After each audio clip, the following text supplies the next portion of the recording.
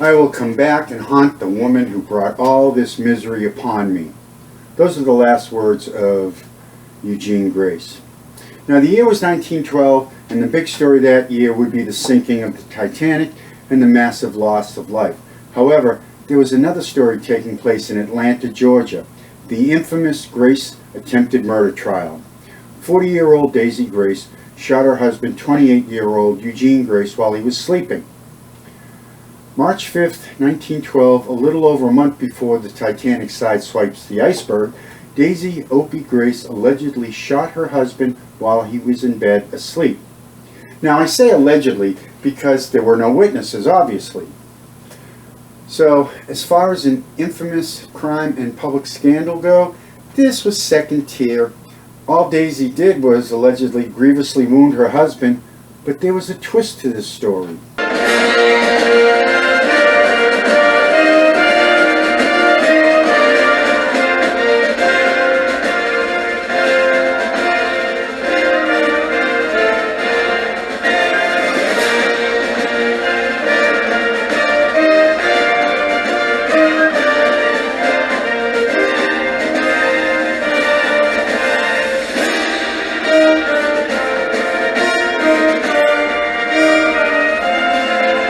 Now, the March 13, 1912 edition of the Daybook said, "The case of the shooting of Eugene Grace is the most weird, the most tangled case of love, hatred, avarice, hypnotism, and nightmares all entered into. All helped to make it more extraordinary, more unfathomable." You see, the recently widowed Daisy Opie, 40 years old, married 27-year-old Eugene Grace. Daisy recently departed husband, Mr. Opie, died on February 20th, 1911, from blood poisoning after breaking his arm while trying to crank the engine of his car. Now, if he had purchased a Cadillac 30, he wouldn't have died. You see, the Caddy was the first automobile equipped with an electric starter, but that's beside the point. Now, as far as Daisy was concerned, don't worry about her. Opie left his wife Daisy a fortune up into the six-figure range. She was set for life. So what is a rich 40-year-old widow to do? Well, she went to Atlanta, Georgia. Not quite Disneyland, but for the time, it was okay. Now, they say it was a whirlwind courtship. In less than a year after Mr. Opie's passing, the widow Daisy takes a trip to Atlanta, meets 27-year-old Eugene Grace. He's an available bachelor, society leader. He proposes marriage. She accepts, and the happy couple settle into high society of Atlanta. What could possibly go wrong? Well, let's see. You have a 40-year-old rich widow transplanted from Philadelphia to Atlanta, Georgia. You've got a 27-year-old ne'er-do-well Atlanta native, assigned power of attorney to sell the widow's property. Yeah, this was a marriage made a few steps below heaven. I can see where there might be some issues.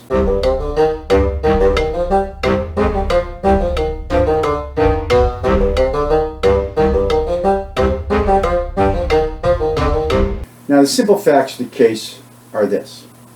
On the night of March 5th or 6th, Mr. Eugene Grace was shot in the lower right portion of his back. Now, here's where it gets strange. Mrs. Grace didn't hear anything during the night. No gunshots, no sounds, no breaking glass, no nothing. When she woke up, she went down to the kitchen as if it was normal, asked her maid to fix her 2 soft-boiled eggs and some coffee. Although she did tell the maid that Mr. Grace was not feeling well and to please fix him breakfast of 2 eggs, toast, coffee, and a large glass of water. Now Daisy, not the maid, Daisy brought the breakfast up to the bedroom, deposited it, turned around, locked the door, and walked out. Daisy then proceeded to get ready for her trip to Noonan, Georgia, to visit her mother-in-law, which is about 40 miles away. Okay, now, around noon that day, Atlanta police received a phone call from Mr. Grace. He said he'd been shot, and he thought he was dying. Well, when the police arrived, they found Grace unconscious on the floor with the telephone lying beside him. Eugene Grace was rushed to St. Joseph's Hospital. Now, the doctors there believed he wouldn't make it. But he did regain consciousness, and when the police asked who shot him, he said, "My wife, and she locked me in my room and left me to die."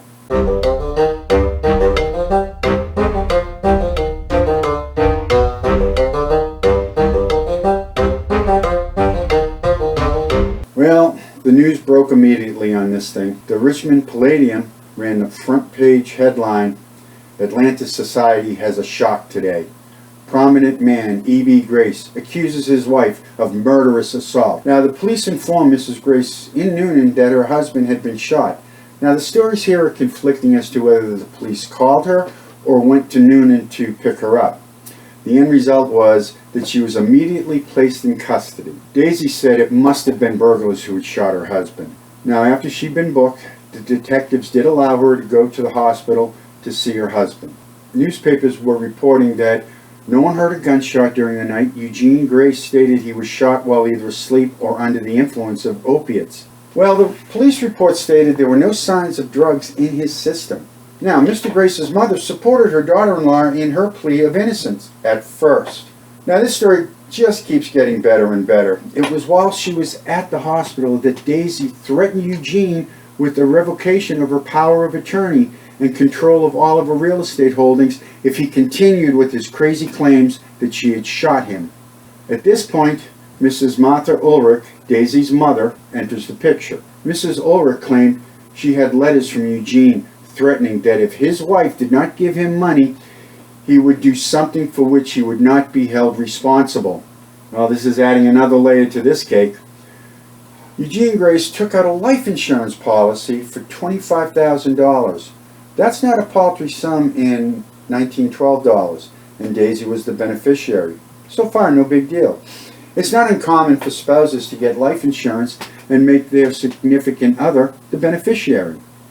Supposedly, Daisy was left well off, though, by her late husband, Mr. Opie, and as one of her friends stated, what would she want with the paltry $25,000? She already has many times that of her own money in her own right, which she can use as she pleases. So the murder for insurance money, it's a possibility, but not a very likely motive. I mean, all the Atlanta DA had to do was check Daisy's finances.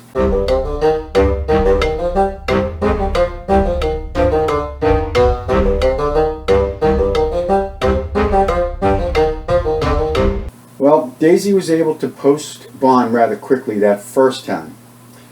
It seems that Mr. Grace's family, though, was not happy that Daisy was out on bond. Now, being a powerful family, they were able to exert pressure on the court to revoke Daisy's bond rather quickly. Yeah, her mother-in-law turned against her by this time. Now, on March 8th, her bond was revoked and she was rearrested. The court ordered her to be held without bond in the county jail, also called the Towers. Now, Mr. Grace, his condition changing for the better, not by much though, swore out a possessory warrant to regain control of his life insurance policy. It seems he had second thoughts about Daisy as the beneficiary. I wonder why. March 8th edition of the Pensacola Journal stated, Mrs. Grace became indignant at rumors that she had anything to do with the shooting and stated categorically that she will stay near him until he is well. We always were happy together and never had any reason for quarrels. When he accused me, he was only half conscious and didn't know what he meant to say.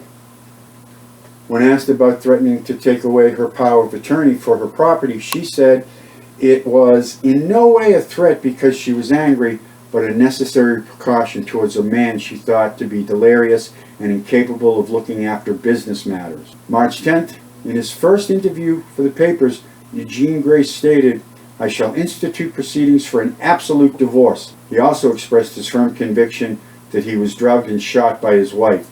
In the same article, Daisy stated, I love my husband more than life itself. That was until the reporters told her of Eugene's plans for a divorce. Now, in the meantime, the Pennsylvania Mutual Life Insurance Company filed a bill of equity in federal court demanding the surrender and cancellation of the two insurance policies. Now, in the event anybody listening out there gets the bright idea to bump off their significant other, you might want to think twice. The cops always look at the spouse first. Just ask Charles Stewart Jr. Now, wait a minute.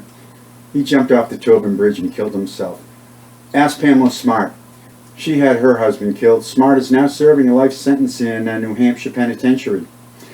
As a matter of fact, you're the first one they will look at as the suspect. You'll be behind bars and charged with murder before you know what happened. I'm just saying. Okay, back to the story. Now, the Grace family decided to hire attorneys Reuben Arnold and Lamar Hill to represent the family. I guess they didn't trust the local talent in the DA's office. Now, Arnold and Lamar released a statement from Eugene Grace in the March 12th edition of the Atlanta Semi-Weekly Journal. She left him when he was ill, numb, paralyzed, apparently dying. He begged her to get him a doctor. He was in fearful pain and felt that he was dying. Now, in the same article, Reuben Arnold commented on Daisy's actions on the morning of the attempted murder. Why, Mrs. Grace's own statements are enough to convict her. Here she admitted to her own mother that Grace was sick, that he was numb from acute indigestion, yet she left him there and went off to try to prove an alibi. Okay, by March 9th, Eugene Grace had been moved to Noonan, Georgia, where his mother lived. She was going to take care of him. Okay, now the bullet was very close to Grace's spine. However, Dr. Bailey believed Eugene's condition had improved enough that an operation to remove the bullet from Eugene was necessary, and the prognosis of Eugene waking up after the surgery was very good. Okay, by April 2nd, the Brunswick News posted an article exposing the dark side of Eugene Grace. It seems that the handsome and successful Southern businessman was in fact a confessed failure in business who lived on women's money. And in the case of Daisy, not only did he live on her money, but they lived together 2 months before they were married. Now, in 1912, that's pretty shocking. Then, on April 4th, a jury working on a different case, which could not come to any decision, decided to vote on the Grace case. It was called a straw vote. They concluded that Daisy Grace was not guilty. Okay, now I understand that each state has slightly different ways of conducting trials, but to have a jury from another case just decide for fun to vote on Daisy's case that hadn't even gone to court brings new meaning to poisoning the jury pool. Now, it was announced in the Brunswick News on April 23rd that the Solicitor General would not present the case for consideration, preferring to wait longer to see whether Grace dies or not. Yeah, I guess in 1912 they never heard of amending the charges from attempted murder to murder. They must have read the law instead of going to law school. Now, the Atlanta Georgia's headline for May 6 announced, Mrs. Grace indicted. She says she is glad. Counsel for defense demands a quick trial. Now, here's an interesting fact. The Atlanta Georgian also announced that grand jury by almost unanimous vote holds her for shooting her husband. Now, correct me if I'm wrong, but aren't grand jury indictments sealed? The Atlanta Georgian also had summaries of each witness's testimony. Yeah, grand jury testimony is supposed to be sealed, but the Atlanta Georgian had recently been purchased by William Randolph Hearst. You know, the king of yellow journalism, never let the facts get in the way of a good story, that guy.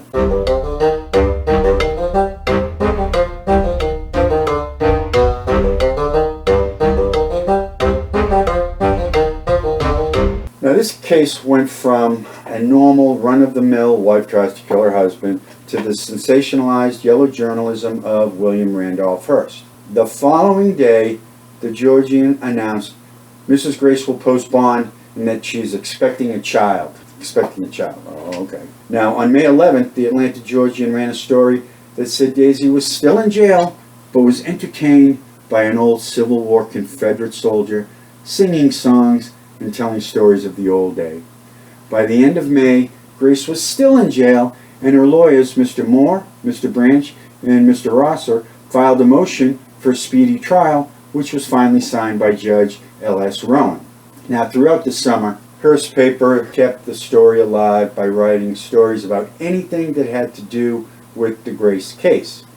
In mid-June, the story ran that Eugene Grace was seeking a divorce from Daisy, and he allegedly wrote a letter to his friend that Daisy would never stand trial. You can't make this stuff up. Now, this was yellow journalism at its best.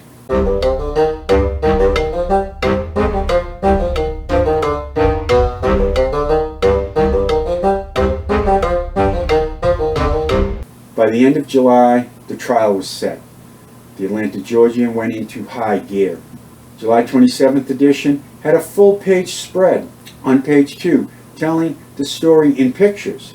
Then the corresponding story stated Eugene Grace would attend a trial on a stretcher. However, the star witness for the case, Eugene, would not be allowed to testify. Yep, that's right. Georgia law would not allow Eugene Grace to testify against his wife even if he wanted to. Now, in some states, a wife or husband has the option to testify against the spouse. It was up to the individual spouse, though, to make that decision. In Georgia, the rule was a hard no on betraying confidences of marriage, no matter what happened. The trial began on July 29th. The prosecution stated that they did not have hard evidence that Daisy Grace tried to kill her husband. They admitted that all they had was circumstantial evidence linking Daisy to the crime of attempted murder. The prosecution presented its case by having the police present their evidence of what they found at the scene when they went into Eugene's bedroom. The telephone on the floor, the receiver had cotton stuffed in it, so he couldn't make phone calls. The prosecution presented evidence that Mrs. Grace had taken out a life insurance policy on her husband with her as the beneficiary. The prosecution theorized that Daisy had carefully planned out the murder. She had set up the trip to Noonan to spend time with her mother-in-law to give herself an ironclad alibi. Then, this is speculation, she would have her mother-in-law travel back with her to Atlanta, where they would find the decomposing body of Eugene Grace. That's pretty gruesome. Now, it's a good theory, but that is all it was, a theory. The defense just had to plant the seeds of reasonable doubt into the minds of the jury, who were all men, by the way. August 2nd, it was the defense turn to present witnesses. They called Daisy's mother and other character witnesses to testify that Daisy couldn't have done that horrendous act. Then the defense team pulled a dangerous but very clever move. They placed Daisy on the witness stand to testify in the narrative. What does that mean? Well, that means she would not be under oath, therefore the prosecution could not cross-examine her. The Atlanta Georgian headline stated, Mrs. Grace's story rehearsed like a play, was coached by many, drilled and trained by various lawyers and assistants for weeks.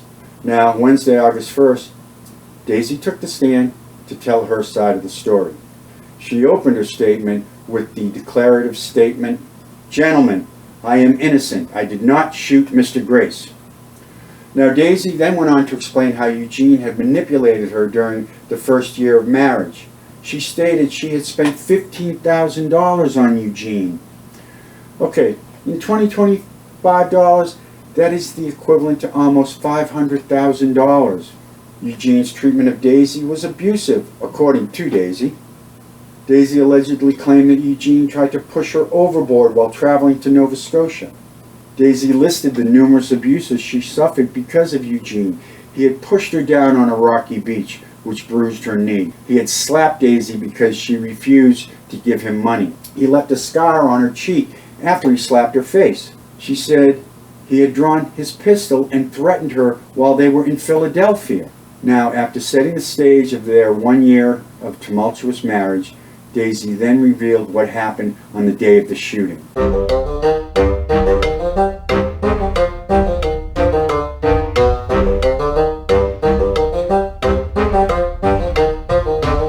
On the night of March 4th, Eugene complained of a cold and said he might not be able to leave on his business trip the next morning. Now, Daisy had made plans to go see Eugene's mother in Noonan, Georgia.